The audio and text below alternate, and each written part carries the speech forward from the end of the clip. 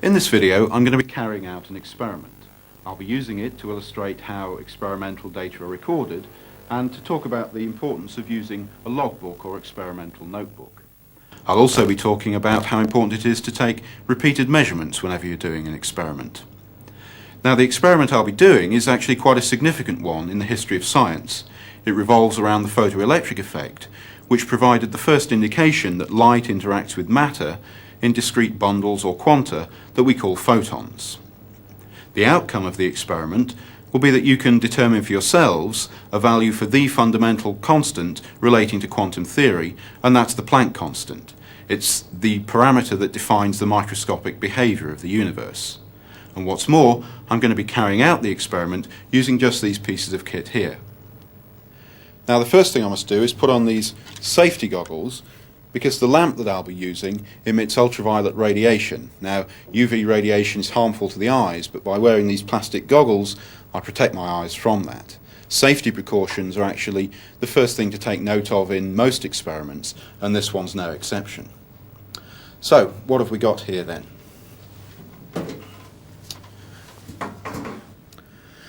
There's a lamp at this end, and the light from it passes through these lenses, through this device here known as a prism.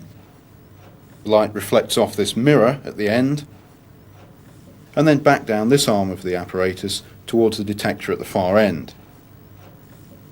If I put this piece of card in here, you can see that by the time the light has got down to this part of the apparatus, it's been split up into its component colours. The brightest lines in the spectrum there are a blue line, a green line and a yellow line. If you look closely, you'll probably see that there's also a faint orange line at the left-hand end of the spectrum and a faint violet line at the right-hand end. There are also some ultraviolet lines in the spectrum beyond the violet, which of course you can't see. So let's look a bit more closely at the individual pieces of apparatus. The lamp at this end is a mercury vapour lamp. It emits a spectrum of light that's characteristic of the element mercury. The light from it comes through these lenses down towards this prism, which splits up the light into its component colours. It acts very similar to the diffraction gratings that you've seen earlier in the course and that you'll use in your home experiment kit.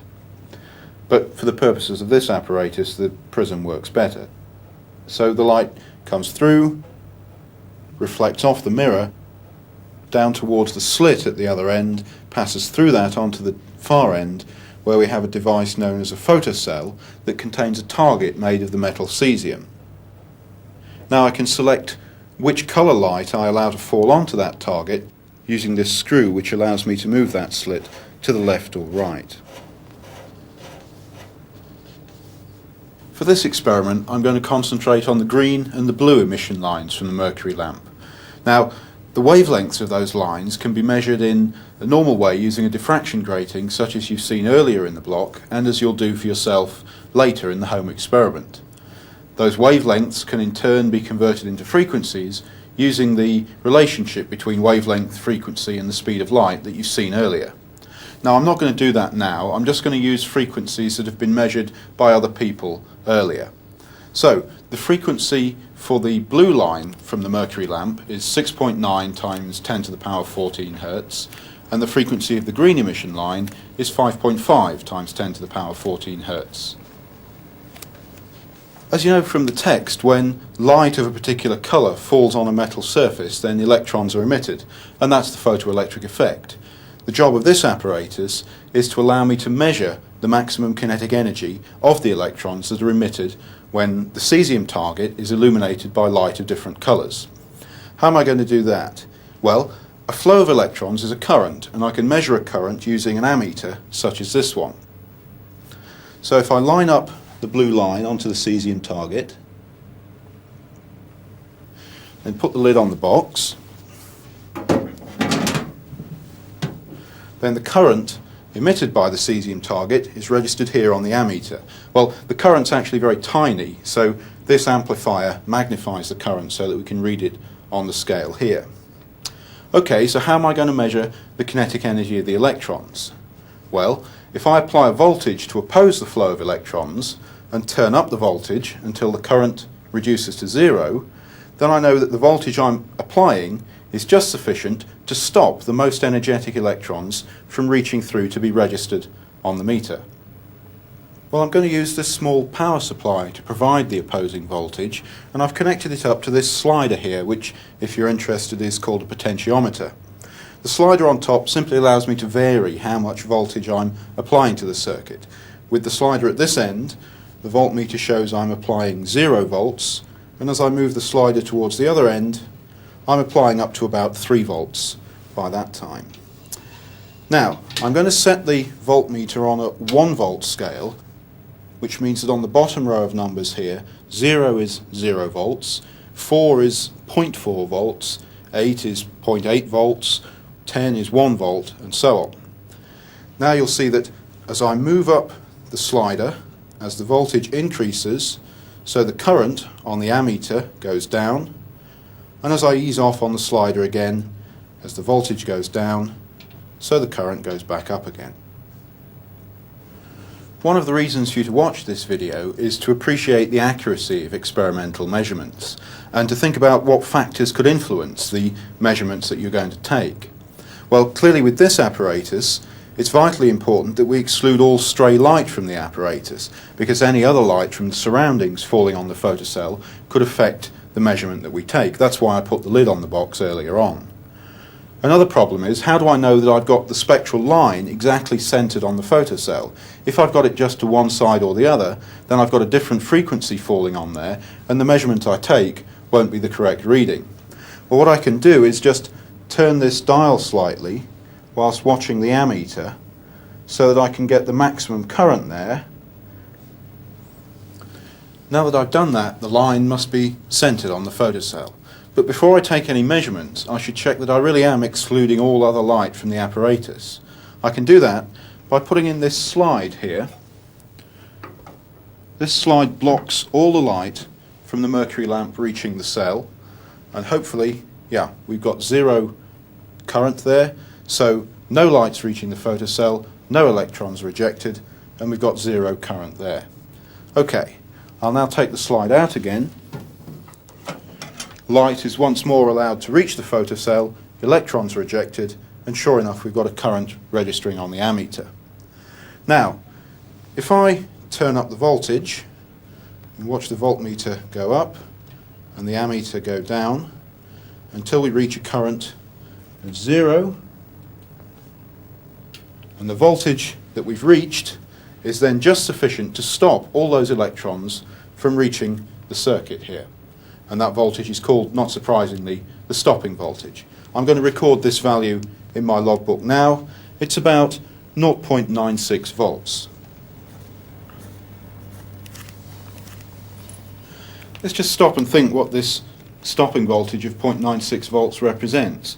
You know that the definition of an electron volt is that it's the kinetic energy gained by a single electron in passing from one terminal of a 1 volt battery to the other terminal. Equally, if I oppose the motion of a single electron with 1 volt, then that's just enough to counteract a kinetic energy of 1 electron volt. Similarly, if I oppose the motion of an electron with half a volt, that's enough to counteract a kinetic energy of half an electron volt. So the fact that here I've had a stopping voltage of 0.96 volts means that that was just enough to counteract a kinetic energy of 0.96 electron volts. So that then must have been the maximum kinetic energy of the electrons emitted from the cesium target. Now, you've seen that I've been writing these results down in a logbook. This is actually one of my old ones from when I was an undergraduate. I've kept this partly for sentimental reasons, but also partly because as a professional scientist, it's my duty to be accountable for the experiments I've done, so that if I or anyone else wishes to replicate the experiment, then the information's down here. It also means that in a few months or years' time, I can come back to this and see exactly what I've done. It's all down here in black and white. The point is then that a lab book is a good habit to get into. It enables you to keep all your information about an experiment safe and in one place, and it's a lot easier than trying to track down a stack of old envelopes or the old pieces of paper where you've scribbled some numbers down. Anyway, back to the photoelectric effect. I'm going to take more measurements of the voltage with the blue line in place, and I'm going to adjust the position each time to make sure that I've got the line centered.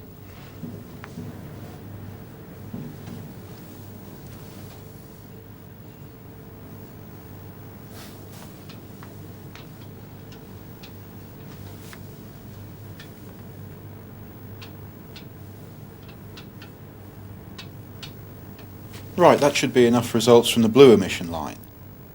Now, as you can see from your copy of these numbers in the study file, the numbers that I've got vary from one to the other. Now, that doesn't necessarily mean that any of them are right or wrong, it just reflects the inherent experimental uncertainty in any measurements that you might make. I'm now going to do the same again for the green emission line, so the first thing I need to do is take the lid off the box and reset the apparatus.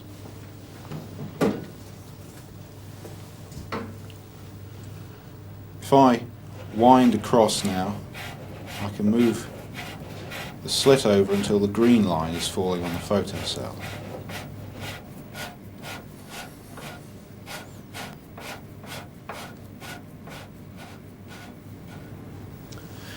Okay, that's got the green line centered on the photocell, so I'll now put the lid back on the apparatus. First thing I've got to check again is that when I'm excluding all the light from the apparatus, I get a current of 0. So let's try that, putting the shutter in. Okay, the current now really is 0, so I know that I'm letting no light fall on the photocell. If I now take the shutter out again, I've now got green light falling on the photocell, causing electrons to be ejected from the metal, and sure enough, that's then registered as a current here on the ammeter. Okay, now this time, if I push up the voltage, you'll see that the current's reduced to 0 when I've got a voltage of only about 0.35 volts. Now that's okay, that's just as predicted by Einstein. Remember, green light has a lower frequency than blue light, so the photons corresponding to green light have a lower energy than those of blue light, and so consequently the electrons ejected from the cesium metal have got a lower maximum kinetic energy with the green light than they have with the blue light. And so as a result of that, I need a lower stopping voltage in order to cancel out that flow of electrons, and that's just what we've got here. Okay, I'm now going to take some measurements with the green line in place and write those down in my logbook.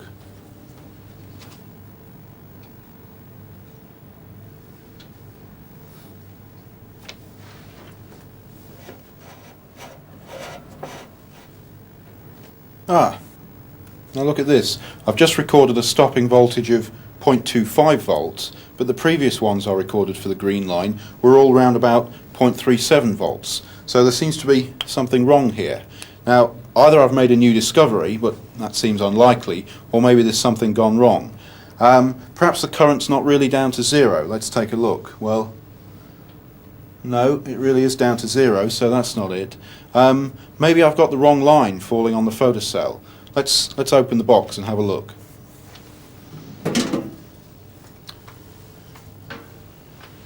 Ah yes, look, that's it. I've got the yellow line falling on the photocell instead of the green line. So what I've done in adjusting the screw to try and get the green line centered, I've gone too far and got the yellow line in by mistake. Now, if this had been my first measurement, then I wouldn't have known there was anything wrong and I'd have just carried on with that value. But since I've taken several measurements, I've spotted that there's something wrong, and I'm able to discard that as a reading that's wrong.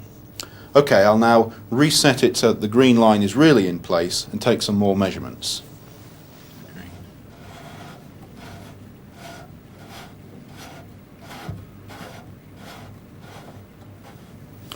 Okay, I'll now put the lid back on the box.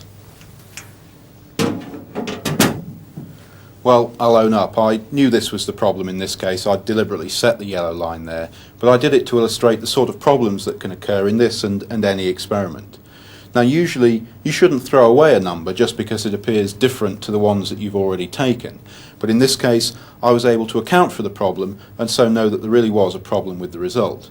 So in this case, I'll write alongside it, ignore this result, yellow line used by mistake.